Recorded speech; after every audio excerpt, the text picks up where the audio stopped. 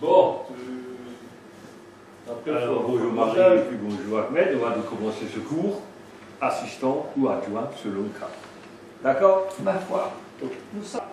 C'est une palette qui a un intérêt dans la mesure où cette palette, elle va vous servir d'écarteur de doigts. Okay? Il y a aussi sur les nouvelles palettes, quand vous les achetez, des réglages de hauteur de pouce. Vous donnez la hauteur que vous avez besoin au niveau du menton. Avec le carquois, alors il y a deux sortes de carquois. Je vais voir ce que je vous découvre. C'est un carquois qu'on met sur le côté droit quand on est droitier et sur le côté gauche quand on est gaucher. On va continuer avec la dragonne. C'est quand vous utilisez cela, le problème qu'il y a, c'est que beaucoup ne veulent pas l'utiliser parce qu'il faut l'enlever la mettre. Ça vous permet de maintenir votre poignet. Maintenant, si j'ai un conseil à vous donner, utilisez un plastron. Lorsque je tirais en arc classique encore, j'avais toujours ça.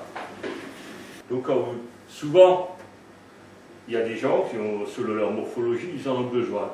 Il y a des gens qui ont, selon leur morphologie, ils en ont besoin. Il y a des personnes qui sont très minces et très grandes, ils arment, ils ont une horloge tellement longue que la corde ne risque pas de les toucher. Mais généralement, une personne qui a une horloge qui est courte, ou qui est un peu grosse, elle a la corde qui touche. Et ça, c'est fait exprès pour que ça glisse. Passez le viseur. Vous avez pour l'instant des viseurs tout simples. Des viseurs, comment dire, des viseurs d'initiation, pour des arcs d'initiation. Il y a des viseurs qui sont un peu plus sophistiqués, mais malheureusement, effectivement, ce n'est pas le même prix. Là, ça, c'est ce qu'on appelle un viseur micrométrique. Si vous préférez, un tour dans un sens ou dans l'autre, sur 18 mètres, ça représente 1 millimètre. Tellement c'est précis. Mais bon, pour utiliser un viseur comme celui-ci, il faut y avoir quelques années d'expérience. On va passer aux flèches, avant de passer à la composition de la flèche. La composition, on va aller faire juste parler d'une composition toute simple. Il y a une encoche, généralement en plastique. Il y a un tube ou un fût. Après, plus tard, on va rentrer dans les détails concernant le marquage, etc., tout ça. Il y a un empennage de 3 plumes, les 2 plumes qu'on appelle poule et une qu'on appelle coque, parce qu'elle est différente en couleur. Et une pointe conique, généralement insérée ou collée dedans. Après, dans la deuxième partie, parce que dans l'accord de la première, on en parlera en détail pour voir comment on va construire, comment on va faire une flèche ou comment ça se fait, ou au moins sur le principe. Maintenant, on va passer à l'arc. Alors l'arc est composé d'une poignée, de 2 branches, d'une corde. Maintenant, en ce qui concerne le choix de l'arc. Lorsque vous avez un arc, quel qu'il soit, il y a toujours une fenêtre. Alors, les fenêtres de gaucher et de droitier. La fenêtre de droitier, elle est à gauche. La fenêtre, c'est cette partie-là. D'accord? Ça, c'est la fenêtre. C'est là où passe la flèche, et c'est là qu'il y a le repose-flèche. Parce que il n'est pas droit. Hein? Il y a forcément un passage. Donc ça, c'est des choses simples, mais si on les connaît pas, on peut se poser la question. Donc, en ce qui concerne la taille de l'arc, vous avez, sur votre deuxième page, en bas, la fonction à gauche, vous avez la taille de la personne, par exemple. Quelle taille fais-tu? 1m92. 1m91? 12. Ok, enfin, peu importe, pour toi, c'est l'arc le plus grand. Marie, tu fais quelle taille? 172. 172. Ok, donc pour toi, ce sera du 68. Hein? Bon, en ce qui concerne les branches, vous avez déjà remarqué qu'il y a une lecture à faire. Souvent, le marquage est sur la branche du bas. Par exemple, là, il y a marqué 66, 18. Ça veut dire 66, c'est la hauteur de l'arc. Et 18, c'est la puissance. La particularité des arcs et de leur dynamique. Alors, la dynamique, ça c'est déjà quelque chose que beaucoup de gens ne connaissent pas, ne maîtrisent pas malheureusement, et c'est pour ça pourtant un intérêt. Alors, maintenant, je vais vous poser une question. À tout le monde. Marie, est-ce qu'il y a une branche qui est plus puissante qu'une autre sur l'arc? Oui. Oui, c'est une réponse qui est honnête, oui. Ok, c'est parfait. Pourquoi y a-t-il une branche plus forte qu'une autre? Il y a une branche qui est plus puissante qu'une autre pour une raison très visible et très simple. Michel, tu la connais?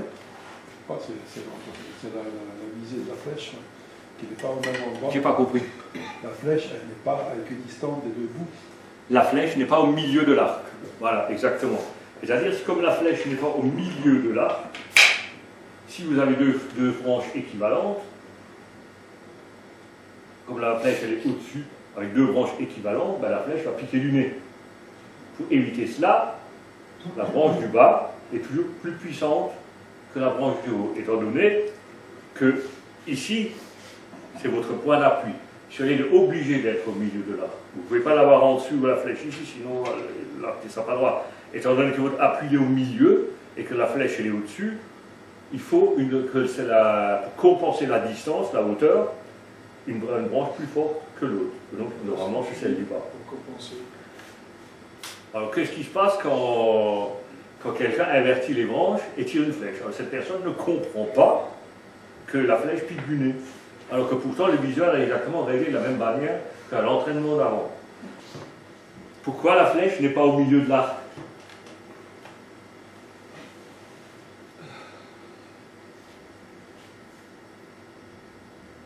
Ça fait soit mais c'est parce que ta main est au milieu. Je peux pas. Et voilà, le mille aussi. C'est une fausse corde. Ça, vous ne savez pas ce que c'est. Non. Vous n'avez jamais vu une fausse corde. Non. La fausse corde, c'est ça. Elle fait partie du matériel. Et pour l'instant, vous utilisez les pieds. C'est bien, mais parce que vous avez des arts d'initiation, de toute façon, ça n'a aucune importance. Le jour où vous achetez ce genre d'art-là, pour ne rien fausser, un conseil, achetez une fausse corde. Ça ressemble à ça. Je vais vous montrer comment monter une corde avec ça. Vous mettez, pour commencer, votre corde en bas.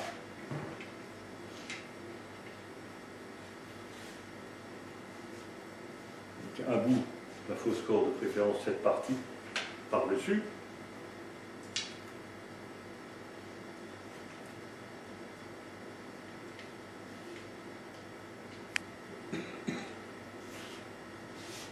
Voilà. Vous mettez votre pied sur la fausse corde. Ça. Vous tirez l'arc vers le haut. Et vous mettez la corde.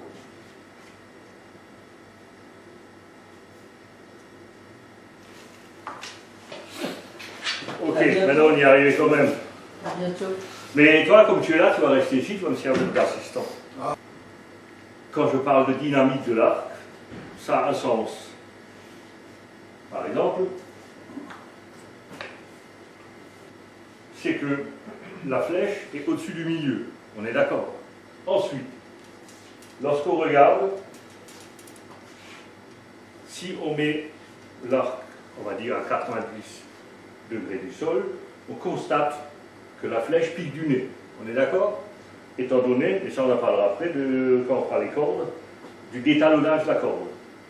Le détalonnage par rapport au repose flèche, il est au minimum de 4 mm, entre 4 et 8 mm.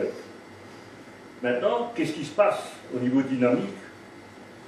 Michel, il va prendre cet arc en main, et je vais lui demander d'armer, mais évidemment, tu ne lâches pas la flèche. Évidemment. C'est juste. Voilà, des fois, c'est mieux. Non, je voudrais pas. Non, on est président. Tu tiens la flèche comme normal.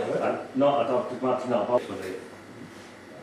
Alors, qu'est-ce qu'on constate? On constate que maintenant, la flèche, elle est à 90 degrés. Étant donné que la flèche, elle est plus haute que le milieu, étant donné qu'il y a une branche qui est plus basse, il y a toute dynamique qui se fait, c'est bon, tu peux lâcher tout doucement. On constate donc que on se retrouve avec, au moment où on arme, à 90 degrés. Incroyable. La position du noc, alors comme je viens de le dire avant, sur une corde, les nocs, le noc c'est ça, c'est ces deux parties-là, ok? Eh bien, par rapport au repose-flèche, ils sont entre 4 et 8 mm de plus. Et pour cela, on peut le mesurer. Tu as déjà vu ça? C'est le genre de réglette, mais on n'est pas obligé d'avoir ça, on peut avoir un mètre tout simple pour mesurer. Alors pour l'instant, on va une fois parler du noc. Si je mets ça là-dessus,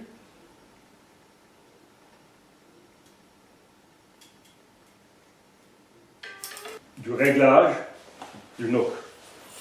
Dans certains cas, il y a des tireurs qui en ont deux, et c'est même la plupart des cas. Dans la plupart des cas, il y a deux nocs. On en a deux, et on met la flèche là-dedans. D'accord. Maintenant,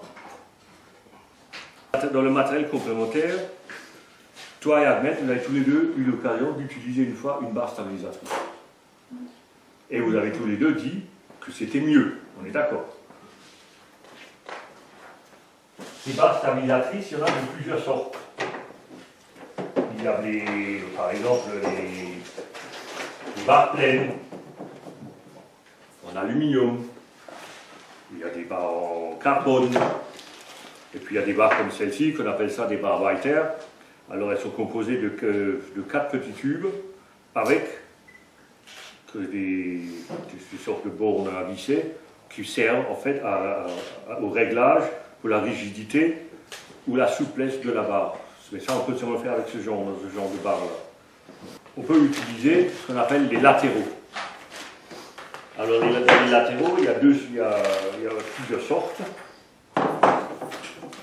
Mais il y a les anciens latéraux, il y a ça partait comme ça. Seulement, le problème qui se posait avec ce genre de latéraux, c'est que peu importe la position, ça ne servait à rien de plus, puisque ça s'équilibrait, ça se contre-équilibrait totalement. Alors que depuis maintenant une quinzaine d'années, on a tendance à mettre les latéraux vers le bas. Pourquoi? Parce que les latéraux, ça doit servir à quelque chose. Si l'arc il est comme ça, celui-là il va tirer vers là. S'il est comme ça, il va tirer là. C'est un contrepoids vers le bas. Alors que lorsqu'ils sont droits, peu importe dans quelle position ils ont, la valeur reste la même. Il est impératif que les latéraux soient assez longs, c'est-à-dire qu'ils passent l'axe médian pour faire un contrepoids. S'ils ne passent pas l'axe médian, ils sont de nouveau sans intérêt. Maintenant, concernant l'amortisseur, on va acheter, on le visse là-dessus.